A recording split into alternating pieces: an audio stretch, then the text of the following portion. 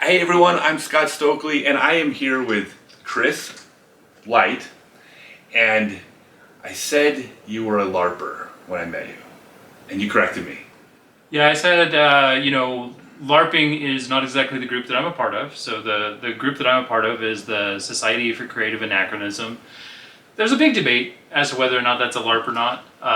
We're technically the group that came before LARPing. So in the 70s, this group kind of got together as a protest for the Vietnam War.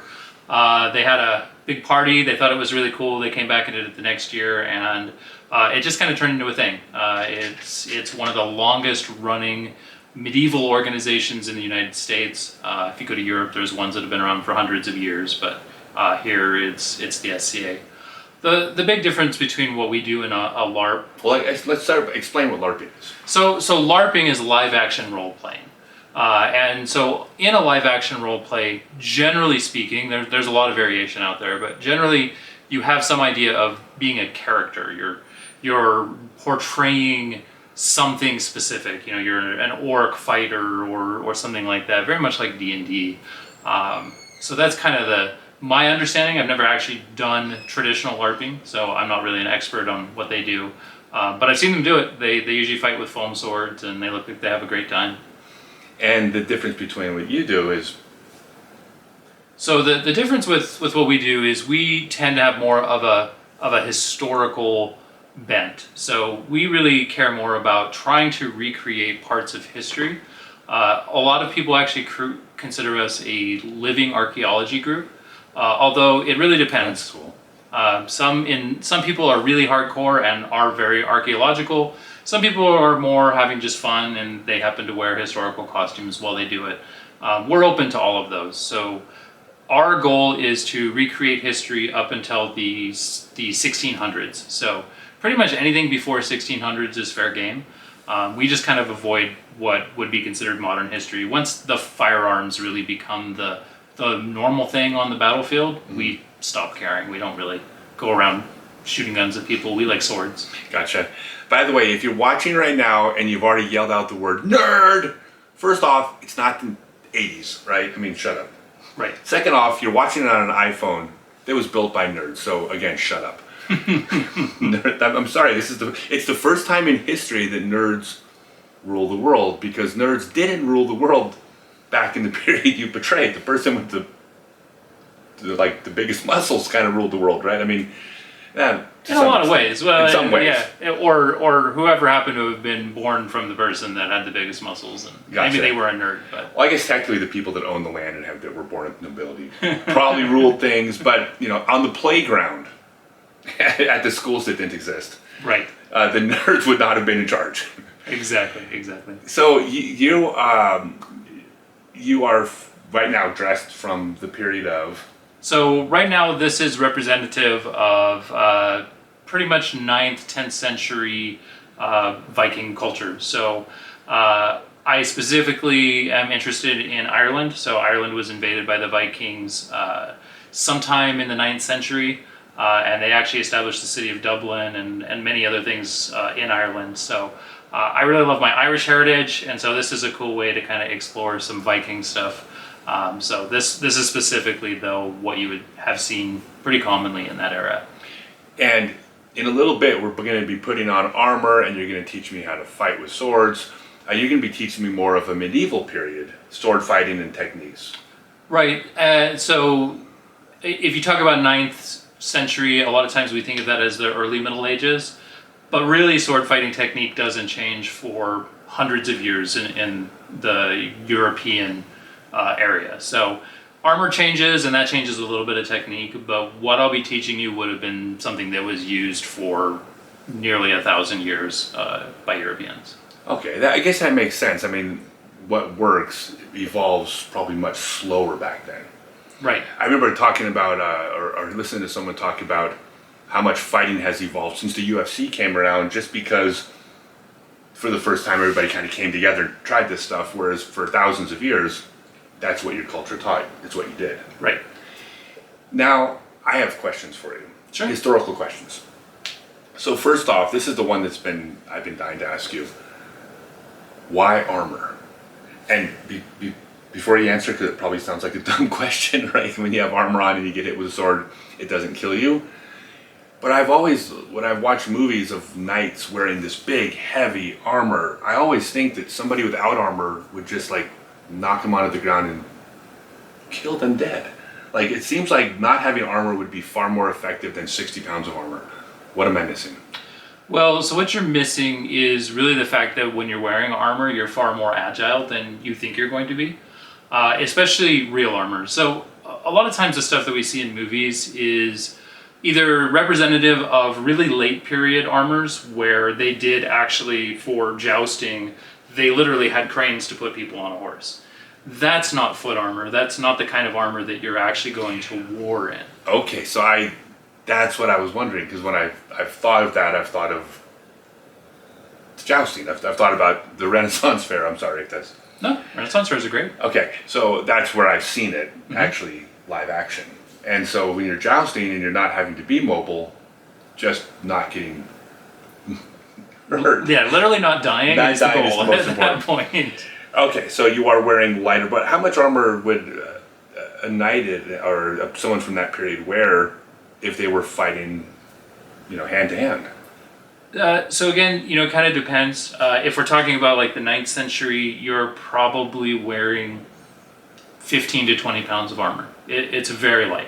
I thought it was like 60 to 70. Right, so that's as you move like further into history, so you get to the fully armored idea of the knight, you start seeing around the 13th to 14th century, the weight starts going up significantly. So why? Because weapon technology has changed significantly.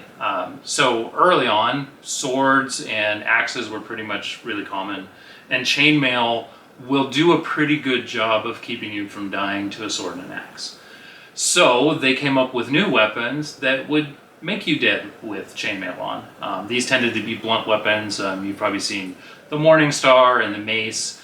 These are things that could basically break your ribs, break your arm through that type of armor. So then they started adding plates to stop those type of weapons. Then it escalates to the next, and the next. One thing that also changes that makes some of that possible is metallurgy. So we get better at the type of metal that we can refine. So that makes it possible to start making bigger plates, bigger pieces of armor that are less likely to break and fail while you're in combat. So it's basically the technology of war advancing over the centuries. Okay. Movies. Who gets it right? Like what movie portrays battle scenes, like medieval battle scenes, accurately? I mean, do any of them, or are there some that are kind of the ones that you point to and say, these guys, that's probably how it was? Yeah, there definitely are some that do a better job than others. If I'm going to go back and look at movies that I think like these do a pretty good job, the 13th Warrior has got a lot to it that's actually pretty good. It portrays more of the Norse fighting and things like that. For medieval sort of combat, I can't actually think of the name of the movie right now, so you may have to just skip over this question because no, that's fine. It'll come to me later. But I haven't actually watched a lot of those movies recently. There is one I'm looking forward to that actually looks like it's going to have a good amount of realism, except for some of the armor design, which is called The Last Duel. It's actually coming out this year, and it actually looks really interesting. So. Unfortunately, there's not really a lot of good movies out there that portray medieval combat very well, because it was really brutal and bloody, and you didn't run around without your helmet on the whole time so that everyone could see your face and your shining hair. Like, the kind of the stuff that you get in Hollywood just wasn't what they were doing then. Staying alive was far more important. All right, so forget about realism. Coolest sword fighting scenes in movies. That one is definitely pre the time I'm interested in, but I will always be a fan of the scenes in 300. 300 has by far some of the coolest sword fighting scenes ever. Actually, it's spear fighting, but better than Princess Bride. Oh man, the Princess Bride got you on. is I really played the good. Princess Bride card. That's fair. I can't argue with the Princess Bride. So I was driving up and I was thinking about the Crazy 88s and Kill Bill, and then I was thinking about Crouching Tiger, Hidden Dragon, and I was like, man, there's been some good sword fighting. Certainly not realistic, I would assume. Yeah, I'm pretty sure one person can't kill 88. Might be kind of hard. I don't even know if there was 88, but that's what they're called, so let's call it that. All right, so the armor that we would wear, or that we're going to wear, would you have an assistant with you that you'd bring to battle? To, like, traditionally a lot of armies in the old days, you'd have your fighters and you'd have assistants to travel with them. Was that the case in medieval times?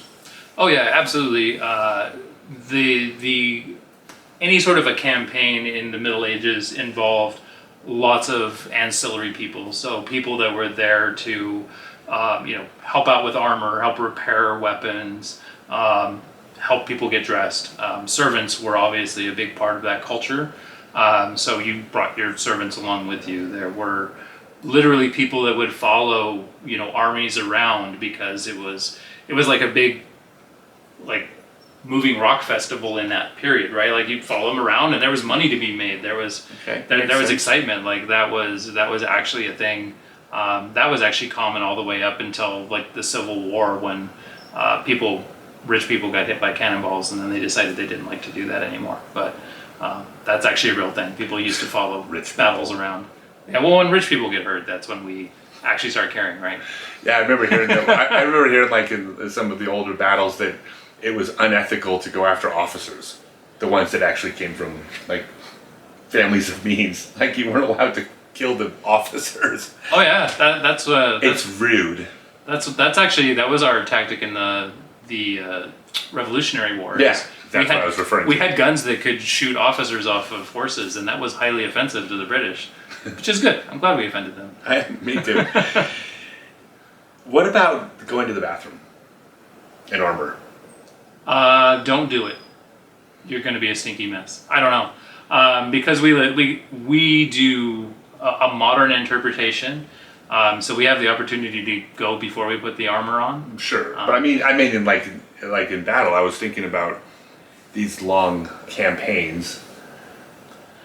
There are rumors that people did. I would assume if you were really in your armor for that long, it's very possible. It's kind of questionable though, because, like, if you're dehydrated, you don't really actually go that often. So it's not like you're stopping and taking a water break every 5 minutes in the middle of a battle either. They didn't have water breaks? I highly doubt it. Did they do like they did in the 70s at soccer, like, games where they would, like, give you orange slices even? Now we still do the orange slices in our recreation battles. I mean, there are always times where you're going to have to pull off the front lines and get some sort of sustenance. But when you're fighting for your life, that's not as common. Like, you're more concerned about winning the battle than you are having some Gatorade. Gotcha. Medieval Gatorade, also known as wine. Yes, wine and beer. Wine and beer. All right, cool. Well, I am excited. So you are going to be dressing me in... So we're going to put you in a suit of transitional 14th century plate mail. So this has the full cloth visor, full close-face helmet. There's some chainmail in there, the whole 9 yards. So you will look the part of a medieval combatant, a knight of the 14th century. And you're going to teach me how to use a sword? Yep, sword and a shield. And you said we can fight. Yep, we're going to do some sparring and let you experience, like, what it was like to do some medieval fighting. Absolutely. If I don't get hurt, why bother? That's kind of my motto. All right, cool. I'm looking forward to it. Thanks, man. Cool.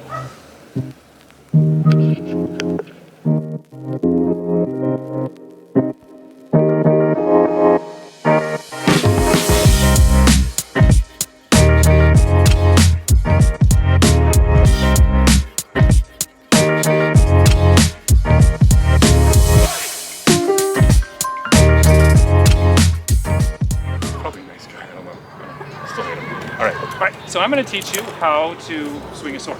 Okay. So for the way I'm going to teach you, just like you teach there's advanced techniques here, but I'm going to teach you from the beginner. Yeah, for sure. So where you want to be is this hand, you want it up next to your ear.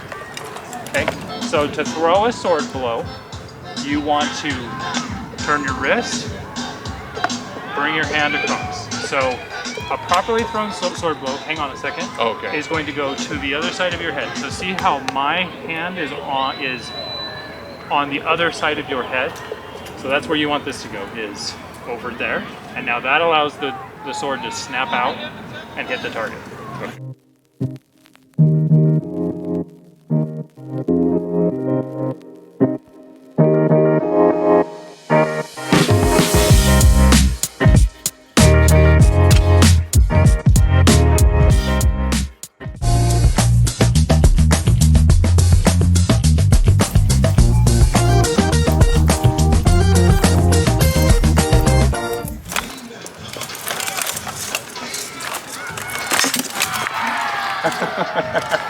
You stand there too long, you will get hit.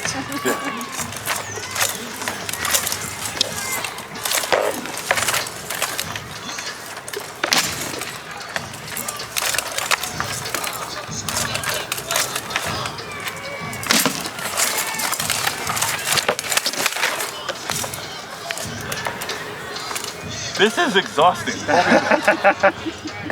And so, to help with that, when you're swinging a sword, you want to use your hips as much as possible. Okay. So it's very much like a punch. Yep, perfect. Those muscles are much stronger than your arm. There you go.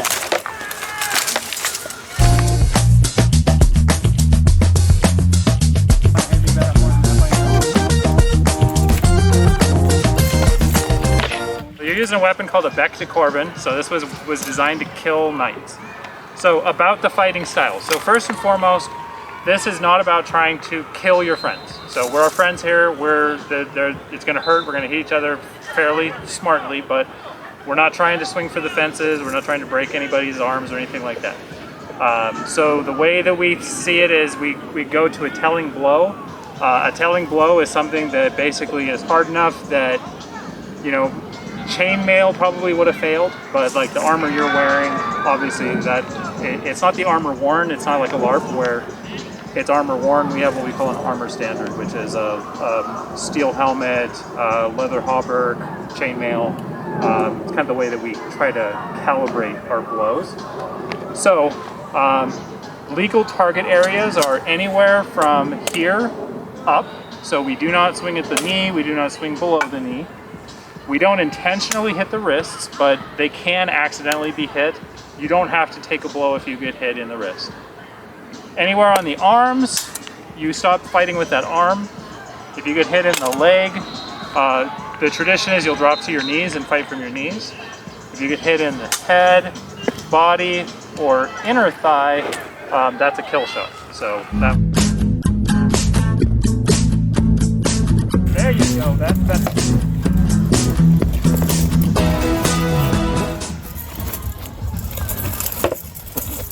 Right. Perfect. Yep.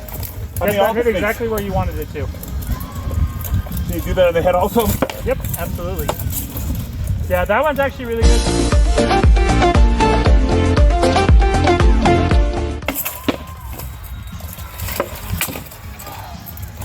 All right. One more to the death. To the pain. I like it. To the pain. Even better.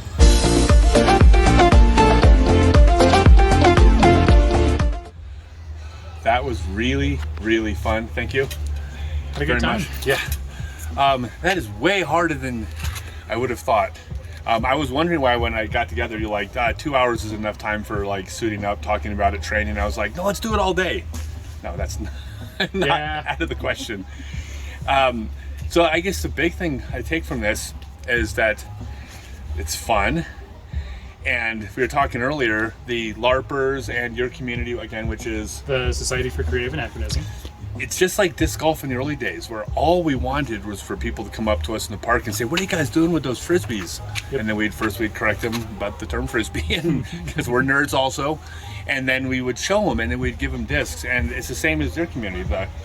The more exposure, the better. So if you see people in the park doing this, you probably don't want to interrupt the middle of a melee, but when they got their breaks, they're just as excited to share what they do, and it's really fun. So I encourage everyone to give it a try. And worst that happens is, it wasn't much fun. Best that happens is you get a hobby for life, just like disc golf. Yep, absolutely. Come out and say hi, or go to sca.org and find your local group. There you go, sca.org. If these are fun, tell me about it. If you don't like them, tell me anyways, and I'll ignore you. You know how it goes. And subscribe, like, and click the bell. Isn't that like an alert bell or something? I don't know. Do you know? Yeah, there is, I think. Yeah, just do the things that they do on all the other YouTube channels that they tell you to do. Do that on mine too. Thanks, guys.